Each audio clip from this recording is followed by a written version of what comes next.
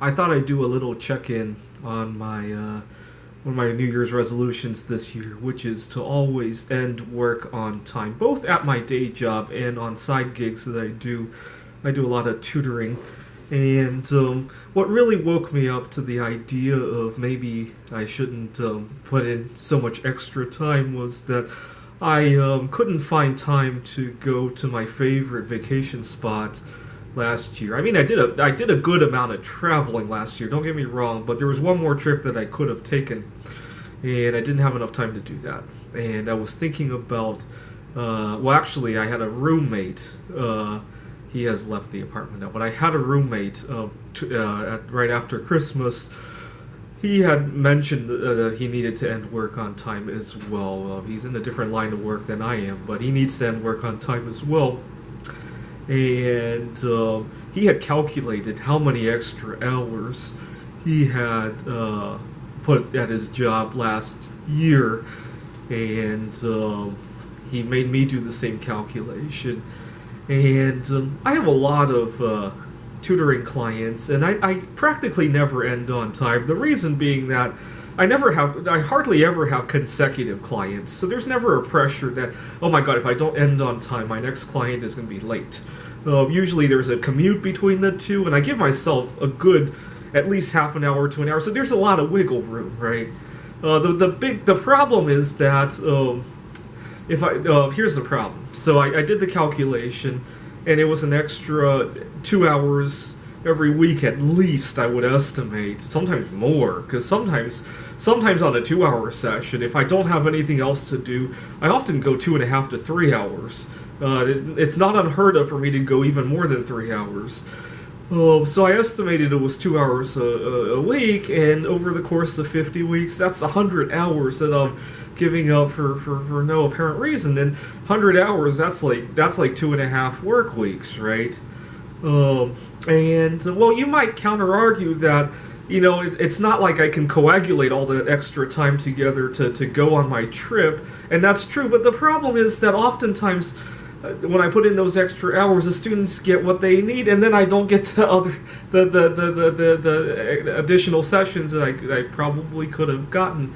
So I had a client who was studying AP Computer Science, and he was planning on taking an exam in I think the exam is held every May or June, I can't remember, and he did very well.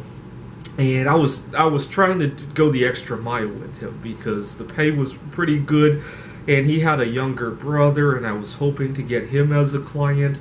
I think the kid I was tutoring was 17 years old. He had a younger brother who was 12, and then another younger brother who was 9 or 10 years old. And I was trying to hit the ball out of the park. In retrospect, it was a mistake because if I did get his younger brothers, I set the bar so high. A 2 hour session became a 3.5 hour session.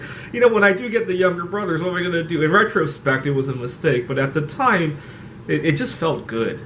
The problem is that at the end of the semester, he took the exam, and I thought I had hit the ball out of the park, and I couldn't reach them. They had ghosted me after he had taken the exam.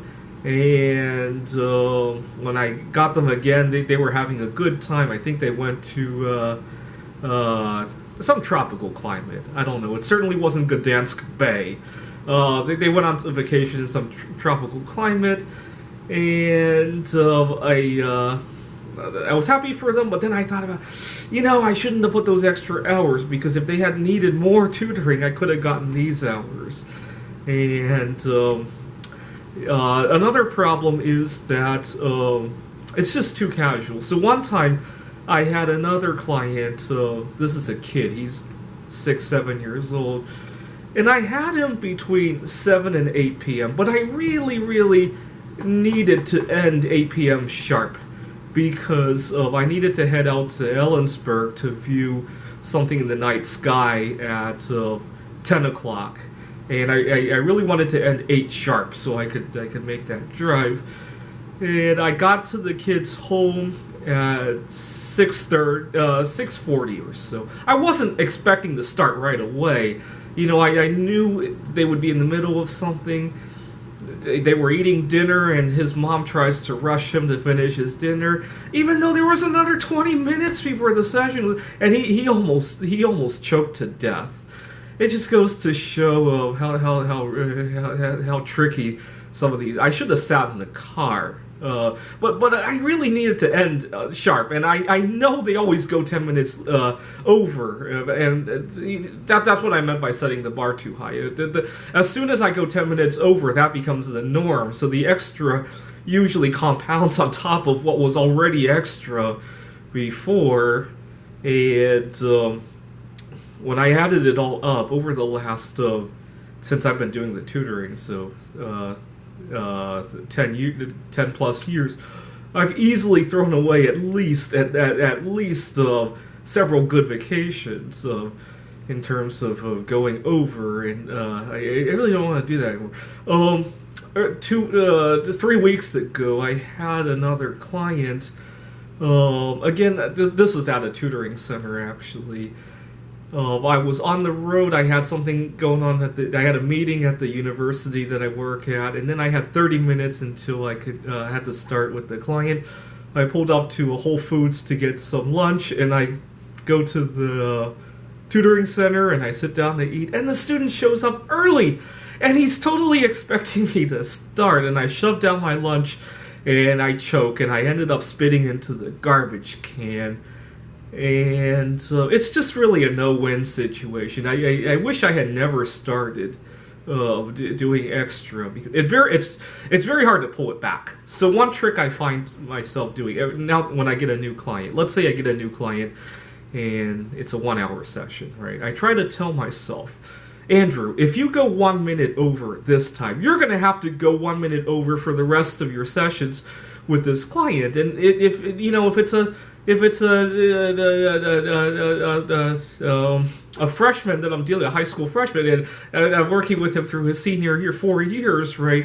If it's once a week, it's like 200 extra. Every minute that I go over, I got to think of it as committing three extra hours, and then plus further sessions where I go over compounds on top of that one session that I went over. So I've learned to think in those kind of terms.